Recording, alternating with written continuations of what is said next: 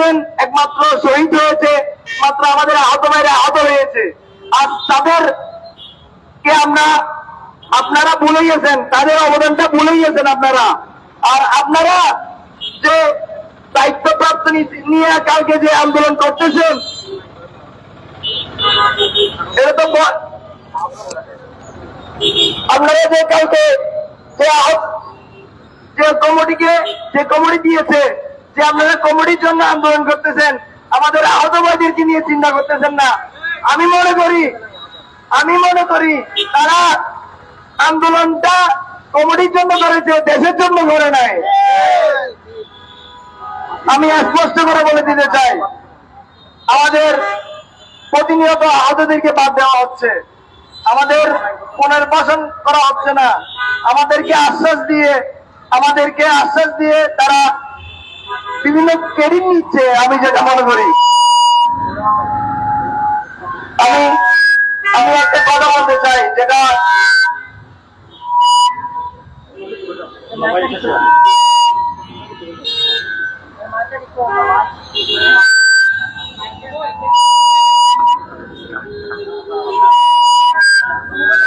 বলেন, আপনি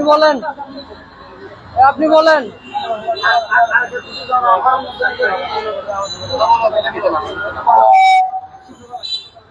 আমি বলি, সাহসী সৈনিকরা সেটে চালালে ন্যায়ের জন্য লড়ে যাচ্ছে অকালে। আবু সাইদ মুগ্ধ শহীদ হয়েছে এই 24-এ এসে।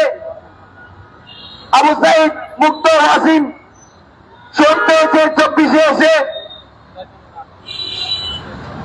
আমাদেরকে অন্যায়ভাবে মানুষ মেরে যদি হয় এটাও দায়িত্বের অংশ, তাহলে আমরা এমন দায়িত্বকে ধিক্কার জানাবো যেজন্য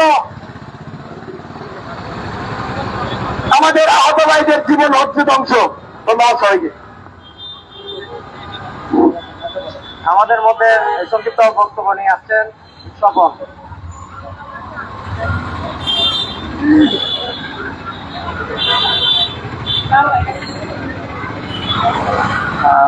আমাদের আজকে যে কর্মসূচি ডাকা হয়েছে সেটা হলো ক্যাটাগরি। কিছুদিন আগে একদল আহত মাননীয় উপদেষ্টা তাদের দিয়েছিলেন, ওইখান থেকে তারা ফিরে এসে বলতেছেন যে এবিসি ক্যাটাগরি। এই এবিসি ক্যাটাগরির মধ্যে আমাদের আহতদেরকে এখানে একটা বৈষম্য করা হয়েছে। বৈষম্যটা হলো যারা হাত হারিয়েছে, পা হারিয়েছে, বন্ধুত্ব বরণ করেছেন সারা জীবনের জন্য, তাদেরকে এই ক্যাটাগরিতে দেওয়া হয়েছে। এমনকি যারা হাসপাতালে কাটাচ্ছেন তাদেরকে বি ক্যাটাগরিতে দেওয়া হয়েছে। আমি বলতে চাই, আমি একজন আহত, আমি রাতে ঘুমাতে পারি না আমার মাথার জন্য, সকাল হলে হাঁটতে পারি না আমার ভাইয়ের ব্যথার জন্য। আমি কোথায় সুস্থ? আমার এই দুঃখের কথা আমি কার কাছে বলবো? আমাদেরকে কি নিয়ে বিবেচনা করে আপনারা বি ক্যাটাগরি দিচ্ছেন? আমরা ডি ক্যাটাগরি চাই না। আমরা চাই আমাদের আহতদেরকে সমান অধিকার দেন, সবাইকে এক চোখে দেখা হোক। যারা বন্ধুত্ব পালন করেছেন তাদেরকে এই ক্যাটাগরি দেওয়া হোক, আমাদের কোনো আপত্তি নাই। যারা গুলি খেয়েছেন, যারা রাজপথে মোড় খাইছেন, যারা সংগ্রাম করতেছেন তাদেরকে যেন বি ক্যাটাগরিতে দেওয়া হয়। আমরা সি ক্যাটাগরি মানি না। আমরা দুটা ক্যাটাগরি হবে বাংলাদেশে, আহতদেরকে নিয়ে এ আবার বি, এছাড়া কোন ক্যাটাগরি আমরা মানব না। আর চট্টগ্রামে এখন দেখতেছি সমন্বয়ক পর্যায়ে যারা আছেন, বৈষম্য বিরোধী আন্দোলনের সমন্বয়ক যারা আছেন, তাদের উদ্দেশ্যে বলতেছে আপনারা কমিটি নিয়ে ব্যস্ত হয়ে গেছেন। যে কমিটি আমাদের আহত ভাই নাই, নিহত ফ্যামিলির কোন সদস্য নাই, আপনারা কমিটি করে এখানে আপনারা দিন কাটাচ্ছেন। আর আমাদের আহত ভাইরা হাসপাতাল কাটাচ্ছে, ঠিক মতো চিকিৎসা পাচ্ছে না, সেদিকে আপনাদের কোনো মাথা ব্যথা নাই। আপনারা চট্টগ্রাম মেডিকেল যাই দেখেন, ঢাকা নির্দেশক বিজ্ঞানে যাই দেখেন, সেখানে আমাদের আহতরা অবহেলিত, নির্যাতিত। আমরা এটা চাই না। উপদেষ্টারা যেগুলো বলেন মিডিয়ার সামনে, বাস্তবায়িত আমরা সেগুলো দেখতে পাই না। চট্টগ্রাম মেডিকেল আমি গত 5 দিনও গেছি, ওইখানে গেলে আমরা চিকিৎসার জন্য গেলে বলে যে ওইখানে যান, ওইখানে গেলে বলে ওইখানে যান, এইটাও একটা সিন্ডিকেট।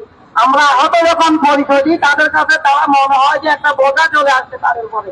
আরে ভাই, আপনারা তো দুদিন আগে বৈষম্য শিখে বলছেন এই বাংলাদেশে বাক স্বাধীনতা আপনাদের উপরে খনন করে হয়েছে আওয়ামী লীগ সরকার।